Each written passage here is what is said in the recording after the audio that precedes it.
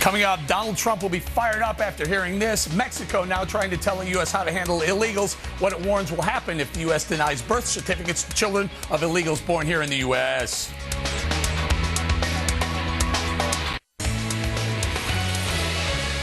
Donald Trump creating a firestorm when he said we need to end birthright citizenship in America. Now, Mexico may be creating its own firestorm. It's telling a court in Texas it should force the state to give birth certificates to children born to illegal immigrants, even if they don't have proper ID. Now, Wayne, should Mexico be telling the U.S. how to handle our immigration policy?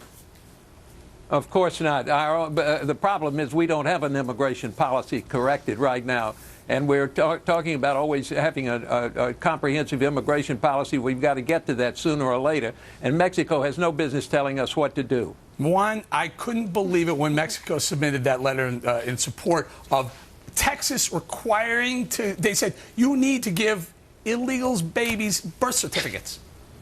Well, I mean, I agree with Wayne. They have no business in this. But I guess all the talk about Trump saying build the wall and have Mexico pay for it, and then, here are the rules, and, then I guess the Mexicans have responded. But it doesn't, they have no say in terms of our policies or Texas's policies. And so, Michelle, what should Texas do? Well, first off, I don't think Mexico has any right to tell us what to do. I think they have a lot of bigger problems to worry about, like, I don't know, the drug lords taking over their country.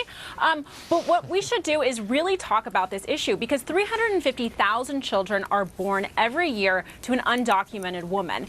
And these are not people who are born in very wealthy families. Oftentimes it's low-income homes. And it's the taxpayer who has to pay for these children's education and their health. So this is a really important issue for taxpayers that we need to talk more about. It is, but we should also be talking about how much these undocumented workers contribute to our economy. From 2012, 8.1 million undocumented workers in America contributed $11.8 billion to the U.S. economy through their taxes. And they only cost us a few hundred billion. And they are paying into our tax system. That's all. No. Let me get John in here.